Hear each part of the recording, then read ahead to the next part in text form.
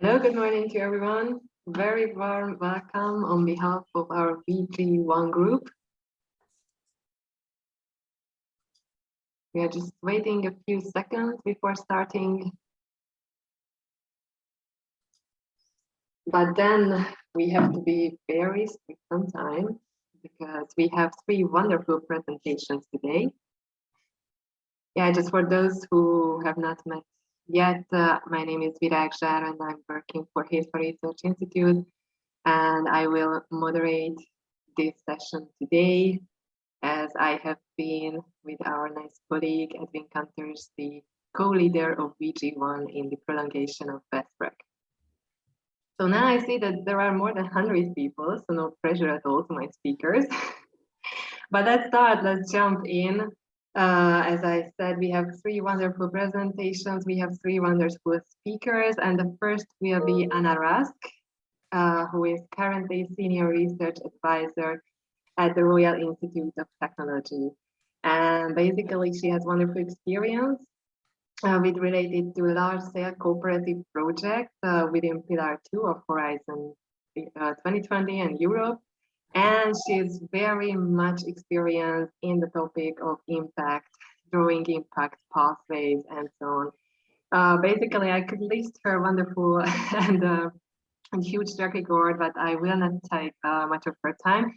There is 15 minutes for her presentation, and after that, we will have 2-3 questions that you are asked to share in the chat, and I will read it out. So now, Anna, the floor is yours. Good morning. We are very happy to have you here. Oh, thank you. Thanks for those kind words. And lovely to be here, obviously. I've been involved in best practice previously and always happy to be part of it and your activities. So my name is Anna Rask. I work as a senior research advisor at the Research Support Office at KTH in Sweden, in Stockholm. And I work mostly, as it was mentioned, with large cooperative projects, obviously the Pillar 2 projects, and specifically with the sort of the concept of impact. So this is basically why I'm here today.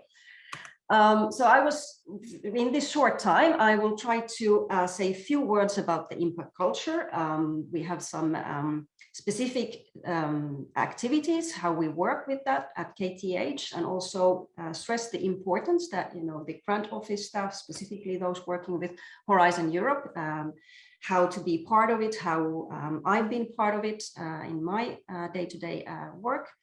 And also I will talk a little bit how we have worked with Horizon Europe and the concept of impact so far, what type of activities we've had.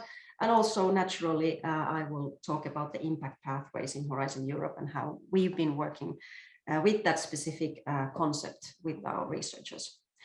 So to start off with the impact culture and how you can basically see it at KTH and how we've been part of it, or myself, how I've been part of it and these activities. So it's really about different activities that have focus on impact. We have at KTH from 2012, there has been a research evaluation program, and part of that big sort of assessment, impact has always been a big part in this assessment. And there's a specific person also working with impact and this sort of overreaching impact work, and it's obviously coordinated from the top in terms of the vice presidents being very much involved in this work, having part of the steering group, and also obviously all the different schools at KTH. There is a designated impact leader who is responsible for the strategic work at the school. And obviously a communicator also connected, as impact communication is very important. So there's a communicator connected to the overall work that we are doing. And luckily also Research Support Office, specifically Research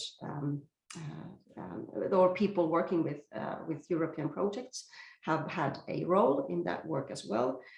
And that has been, not only it has been very good for me to learn more about impact work at our organization, but also in terms of feeding in the sort of the Horizon 2020 and Horizon Europe requirements, concepts, and so on. We have from the Research Support Office, we work with researchers, as I said, also in terms of impact. Not only in Horizon Europe context, we've developed something called Personal Impact Plan that we have presented for a long time to our researchers. It's basically formulated in different type of questions as a practical tool to help our researchers. We have a guide that is also part of that tool in order to help our research to write strong impact cases. We've had workshops and one-on-one meetings about this tool. And obviously the main selling point that we've used it for is to communicate to our researchers that you will be better prepared when calls on topics are announced in Horizon Europe already. And also this is a success. It's more likely you will be more likely to succeed in your research applications when you have already from the get-go considered impact. This is a few slides from this PIP that we've done with our researchers. You can see very main questions on impact. We talk about the value chain, obviously the lead user, the end user, how you can broaden the reach of your impact. And obviously there's also some discussions or exercises that researchers have been able to do. And obviously a very important part is that that on sort of from the leading group or that it's defined on high level that impact is important. For example, at KTH, we have a KTH Horizon Europe strategy that has been formulated in cooperation with our researchers, what they want to see as support measures at KTH when they are thinking about this new framework program. And obviously there's a specific section on the importance of impact in Horizon Europe. It's in Swedish, but I can just quickly take you through it. That there will be specific support measures to work with impact. And obviously that this is also connected in the impact work on the larger scale that we are doing at KTH then. One of the also sort of a low-hanging fruit or very good sort of support for myself when I've been working with impact with our researchers is this specific book, Research Impact Handbook, created by Marcus Reed, who is Director of Engagement and Impact at Newcastle University. There's also a very good website and blog, and he's doing videos as well, I think podcast as well, about research impact. And it has been a very valuable book that I've been using in my work and also referring to, not only to my colleagues, but also to our researchers. So a little bit about impact as part of proposals and what type of activities we've done in order to make sure that it's focused in applications. So basically we're working a lot with the main messages, why impact is important.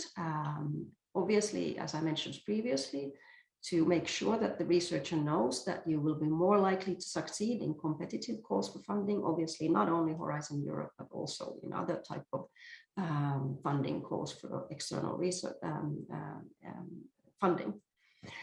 It's always good to be very concise on what impact is, and also obviously to make sure that the support activities that you have, that those are well put forward, and also to make sure that you stress that you, as a research support office person, that you do have the knowledge and ability to support the research. And one part of that is actually the fact that when you are involved in this impact type of work on the school level.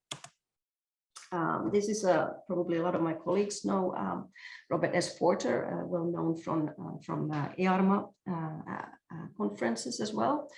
I've always sort of went back to this this definition that he has put forward when it comes to specifically impact writing in proposal, to make sure that the researchers are aware how different it is from academic writing and how it should be sort of formulated. What we've done, we have offered in-house seminars. We have offered seminars on social media in enhancing impact, sort of lunch and learn type of activity. We have had seminars on stakeholder engagement, on exploitation, dissemination and communication. And also upcoming, we have a seminar based on the Horizon Europe template, where we have different type of or different sections for each excellence, impact and implementation. And also obviously we've had a specific workshop on impact. For example, when a researcher already knows a specific topic or call that they will send their proposal to. So we've gathered for a researcher and a few of the other partners, mainly or specifically very helpful if the impact partners is part of that consortium already. So we've offered the workshop on impact, and obviously a lot of discussions one-on-one with the researchers about impact. This is just a few of the agendas from these activities. Also, we've been very lucky to have other organizations coming to KTH and talk about impact, and this work obviously continues as we move on further in the Horizon Europe. And obviously there's always a point in having specific exercises also with researchers when it comes to impact writing. And these two, for example, are just from the previous workshop that I've done on impact. And also it's always good to join forces. We've had a specific event with UCL and as well as the universities from the Stockholm region. Obviously, this is this workshop was a part of a sort of policy aspiration from a regional level, which sort of trickled down in Horizon Europe. But I very much like this approach, and also being able to put forward impact in these events. So a little bit more about impact pathways, if I have the time. Yes. So just a few ideas on how to make sure that researchers are on board, what it means, this concept of impact pathways, our main messages, and some of the tips and tools that we have used. So obviously we always start off with talking about, as you all know, the importance to understand that it's a policy instrument, Horizon Europe, where we work with a specific problem defined by the European Commission with member states when it comes out as an open call, and finally the product then being the solution, the project proposal with the researcher and the consortium. And when we talk about impact, so we usually define or refer obviously to the strategic plan of Horizon Europe, and obviously the work programs with destinations and expected outcomes. So we usually remind our researchers about the two levels of impact that you can sort of find as the defining Horizon Europe program, the expected impacts in the destinations, and the expected outcomes in the topics. And just to make sure that the researchers understand these two levels, what they where they stem from, and what type of concrete activities they refer to. And obviously, it's also in the call for proposals. You find the same, as you all know.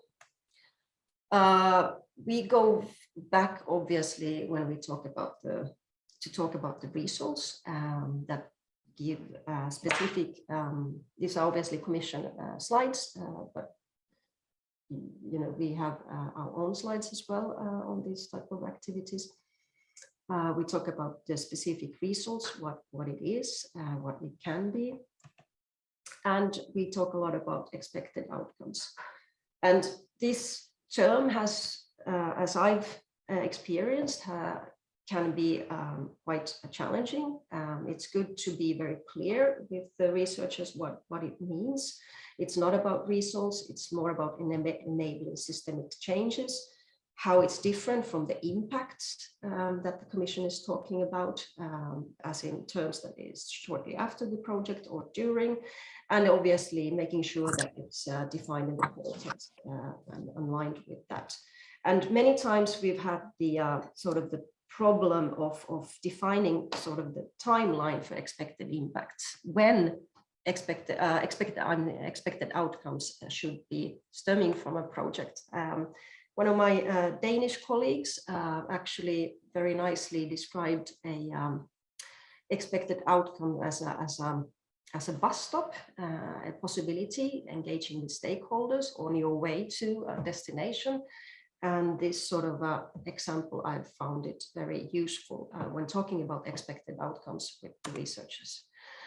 Obviously, you cannot escape from the policy backgrounds that also need to be elaborated.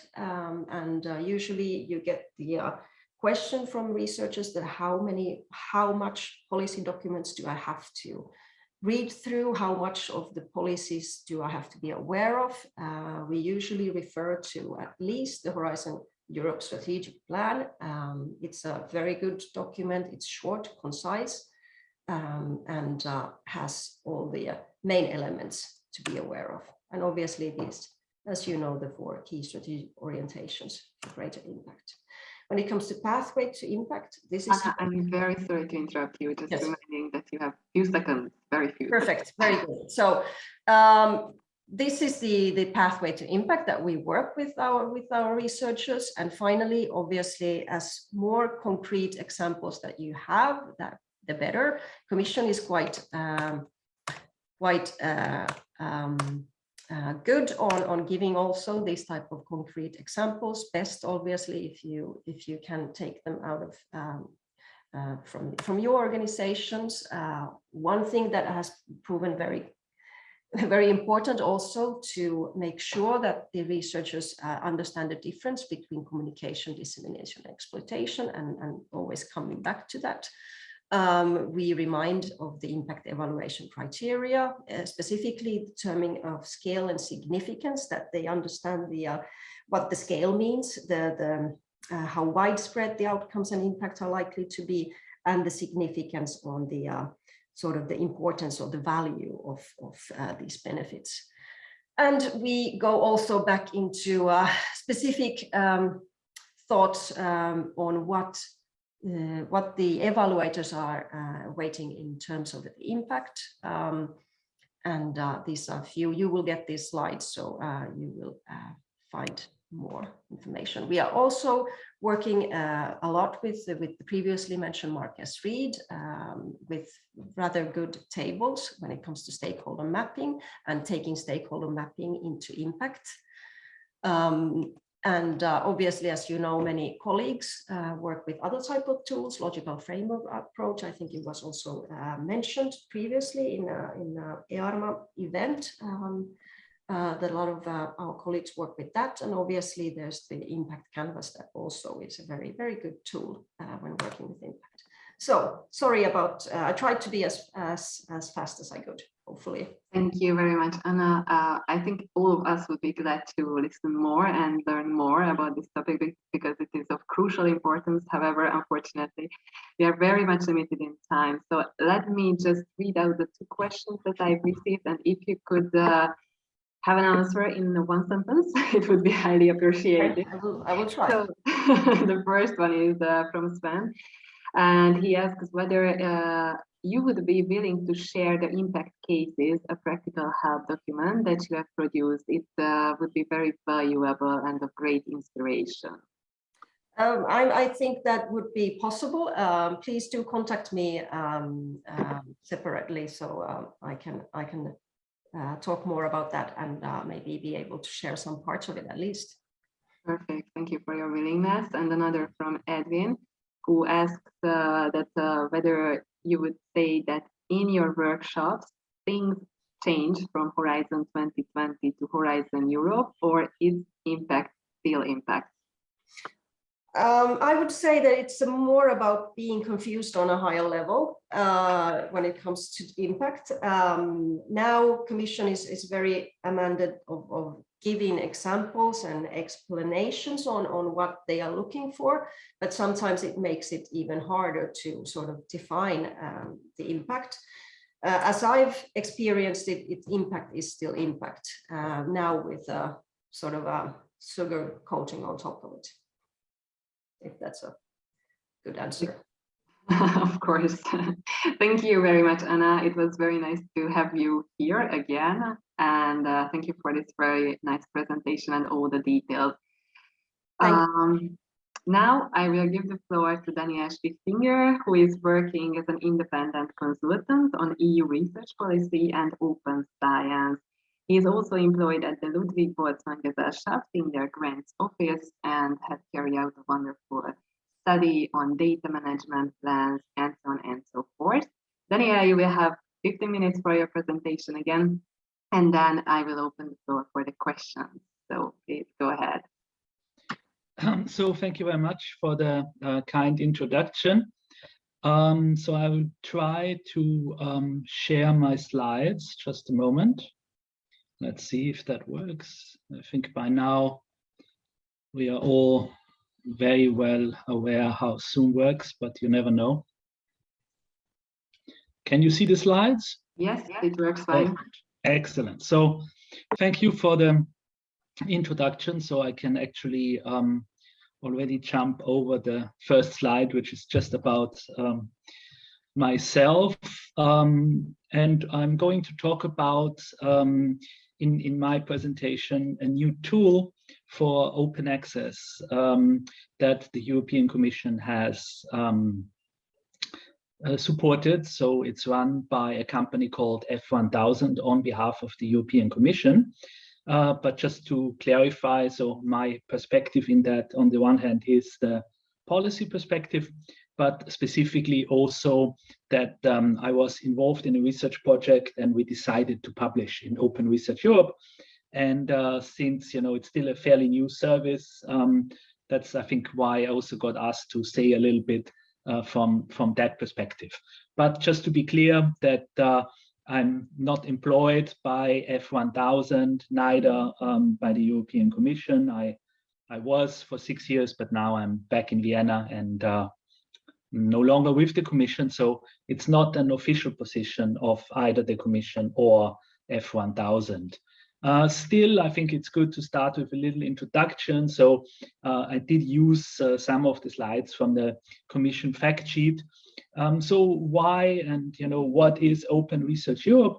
So the idea is to provide a scientifically rigorous public service for researchers, but not any researchers, but researchers specifically that have a grant from the Horizon program. So Horizon 2020 and Horizon Europe. Since also, as you might know, open access is an obligation in Horizon. I think there was the willingness and also the need that one should support also researchers, so not just demand something, but also provide some support tools. And Open Research Europe is that. But I think it's also very, very important, just not to give any wrong impression, that this service is entirely optional and voluntary. So the Commission is certainly not telling researchers where to publish, but this is just one of the possibilities for researchers to provide open access and at the same time, of course, comply with the Horizon obligation. And one of the things that, also at my time when I was still at the Commission, we sometimes heard, because I was kind of dealing with open access there, yes, this open access, but it's also, it costs so much money. And that might certainly be true for some journals, especially so-called hybrid journals. But this system is available at no cost to the research. So it's a public procurement. So the Commission, of course, pays F1000 to run this service, but researchers themselves do not have to pay to publish. So no article processing fees. How does it work? And this is also the process that I went through when I published the article. So we are starting from article submission, and then the publication of a preprint. So this service, it tries to be, and I think it is, innovative. So we are actually combining open access publication with two other important open science aspects. So open science being a little bit the umbrella term for all sorts of open practices. And one of them is preprints, and the other one is open peer review. So first of all, you submit the article and it goes through a basic check. And I will show you what that looked like in my case. And once this basic check is done, it's already published in the Open Research Europe portal at Open Research Europe website. And then the peer review process starts. And they're trying to get at least 3 peer reviews, 2 of which have to be approved or approved with reservation. And you can see that, right? So you can see what the peer reviewers wrote and also what their judgment was. And after that, it's actually, as an offer, of course, you have the chance to do a new version. So for me, for several reasons, because the project I was working on for this article is over, I'm still working on the new version of the article. So peer review is in, but I'm hoping to finally be able to publish a new version quite soon. So that's kind of the very basic approach. So as I've said, it was implemented through a public procurement contract. And as I've said, it's still quite a new service, right? It went live on the 24th of March, 2021. And they celebrated already their 100th article on the 14th of September. So you might be interested. Here you can see a little bit what kind of fields these articles were published in. And I just checked back. That's actually not correct, sorry. I actually just checked back recently about how many articles there are at the moment. So there are at the moment 164 articles, but it's not of 14th October, but that was a couple of days ago. So it is growing, and you can see that in the next slide. This is just my own not very sophisticated slide about the growth of the articles. So you do see quite some growth. Here is my case. So I was actually involved in a study about data management plans, and we did a survey of Horizon 2020 beneficiaries to ask them, how did they cope with data management plans? And then we decided, okay, let's publish that at Open Research Europe, and you can see here, it's the first version. As I've said, peer review is complete, but my implementation of it not yet. And you can see 2 approved and 1 approved with reservations. So you have here these 2 checks and 1 question mark. And you can also actually read what the reviewers have said. So, if you're curious why reviewer 3 only approved it with reservations, you can have a look at that. And you can also see who that was. By the way, I think these were, my own impression was that these were all very relevant comments. in the peer review. So I'll try my best to include it in the next version. Because I was asked also to share what my own experiences were, I will give you a quick here timeline of how the system worked with me for the first phase. So already for the phase and when you submit it to the phase when it's published as a preprint, so before the peer review, because I think it's also quite important to stress that, you know, it's not that they just put this on and then they pass it on, but already that there is quite some feedback loops before the peer review, before the preprint goes online, so before the peer review. So I sent it in on end of October, no, sorry, end of February last year.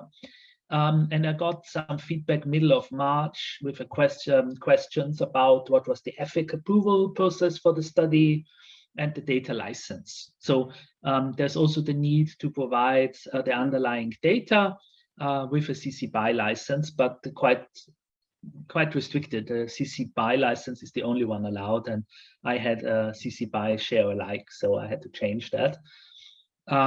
Then I did that. There was then on the 1st of April, I got some further things to do. Namely, we did a language check and edits. I need to replace some of the tables because, you know, the quality wasn't good enough. The underlying data was checked. The acknowledgements I had to provide statement that everybody's fine, that I acknowledge them. So the people, you know, that commissioned the study was part of OpenAir. Consent of the interview for the interviews. We didn't only do a survey, we also did interviews, was checked. And then Open Research Europe asked me to provide suggestions for up to 5 reviewers in their online tool. So you can suggest in a way who should review it, but first of all, they are not obliged to follow that. They can suggest their own reviewers. And also some of the reviewers that I suggested were rejected. So that was middle of April.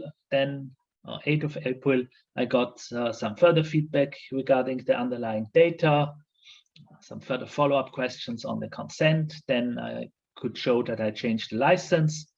And middle of April, the article was accepted for preprints. So a bit 1.5 months, I would say, for this initial process. And then end of April, it was published as a preprint after the final checks, and then the whole peer review process started.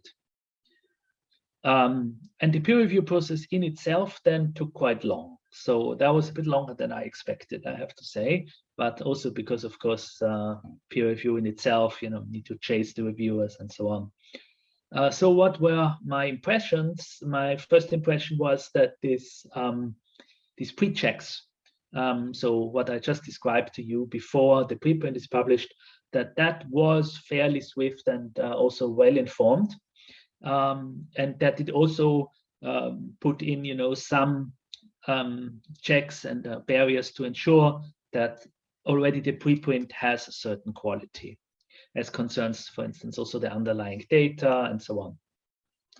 Second impression is the peer reviewers. And for the peer reviewers, so you could suggest your own, or you could also make use of an automatic tool that they have, that they say, oh, this tool will suggest appropriate reviewers.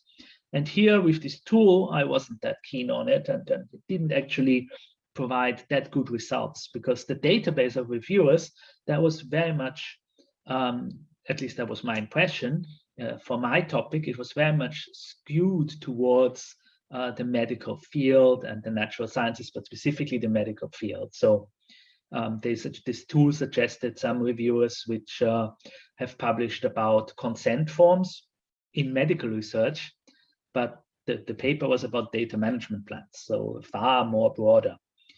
So this tool, at least at the time, there was room for improvement, I think.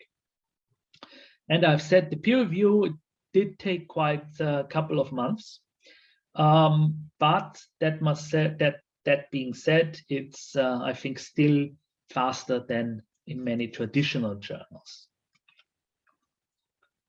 What I also want to stress, in my case, the peer review, I got two checks and 1 question mark, so go ahead. But the positive peer review is not a given. So you can also find some articles on Open Research Europe, which are only available as preprints. And if you look at the peer review section, so this is one example that I looked for and found also because it's close to my interest, which was basically 2 crosses, right? So 2 red crosses means both peer reviewers who are saying, okay, this has quite a few weaknesses and we cannot approve publication as it is. And you can read also what these were and whether you agree with them, right? So I think they were a bit harsh there, but of course not my call to make. So just, sometimes there's also this feeling, okay, if I pay, well, you don't pay, but if it's a paid service, okay, maybe they just publish everything, but I do think that the peer review is quite rigorous. Last but not least, because, I have my 2 hats, so I used to work a lot with researchers that submitting proposals, and also I'm already still now doing that again. But of course, I'm still also interested in policy. So from the policy side, Open Research Europe is part of the European research area. So it gets mentioned in this communication from the Commission on the new research area. So this idea to reform the ERA. And it was interesting for me to see that it gets a mention there. And, of course, it's nice because the Commission can say, oh, we tick that box. Yeah, we already launched this service. But at the moment, it's only for Horizon grantees. And so in what sense is this part of the ERA? Except that Horizon as such, of course, is linked to the ERA. So my suggestion policy-wise would be that it would be very interesting if national funders could join this service as well, because it exists, it's running, it's been set up. And I think it would be nice if national funders maybe would also pay in, right? And then that grantees from national funders, so like in Austria, for instance, the FWF, could have the possibility to also use this service. So it would be a nice synergy, I would say. And one of the things that I didn't mention is that there are some funders who already have this service as well. So the Wellcome Trust in the UK actually started this whole idea. And it was a little bit also, I think, an inspiration for starting with Open Research Europe. So looking at the time, how are we doing? Sorry for interrupting you, just saying that we have very few seconds more, and then I have to, yeah. We have what? We are just ending your presentation, so please feel free to end it. Okay. It up, and then we have to turn to the questions. Yeah, absolutely. So I'm already, that was why I was asking. I'm at the end of the presentation, and there are my contact details here. In my capacity as an independent researcher, as I've said, I'm also employed by Ludwig Boltzmann, but that was kind of an independent research I did. So it was a quick run through the system, but I'm happy, of course, to take questions. So citation, I see there's one question. Yeah, there is even more. Oh, there are more questions. Okay. Christina. Oh, yeah, there we go. So Christina, how many times do we have? How much time do we have for the questions? One answer for each question. one sentence long answer. 11:10. Okay. So yeah, is there any possibility to apply to be peer reviewer for ORE? That's a very good question. To be honest, I don't know. You would need to check the website. Okay, we will check it. Thank you very much. So the second question. No, they didn't take the reviewers from the reviewer tool because I said it's not appropriate. So they took them from the list of reviewers that I provided, and some of them, I provided them with quite a number. Some of them they rejected, but at least 3 of them, they said, okay, they look good, we'll take those. How do citations work? Like in any paper, yeah? It's really like a normal paper. So citations like in any paper. do you need to register into the ORE platform to be a reviewer? So no, you don't need, because, you know, in the first case, it's the author that can suggest these reviewers, and none of the reviewers that I suggested were in this database, because I think the database is still quite limited to the medical field. So then I provided them with the contact details. I had to research them myself, to be honest, a little bit. And so then they contact them. I think I provided them 7, 8 names, and they chose 3 of them.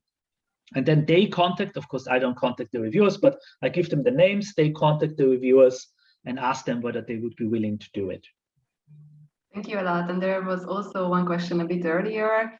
Christina asked whether there is any plan to expand the ORE beyond the results of the EC funded project. I think that's what you need to ask the Commission, because they are paying for it, and you know, I'm no longer part of the Commission. I think it would be a very good idea if they would, but unfortunately, that's not up to me. Thank you a lot, Daniel, for sharing your first experiences. Thank you very much. Well, they are very useful, and thank you for also joining us.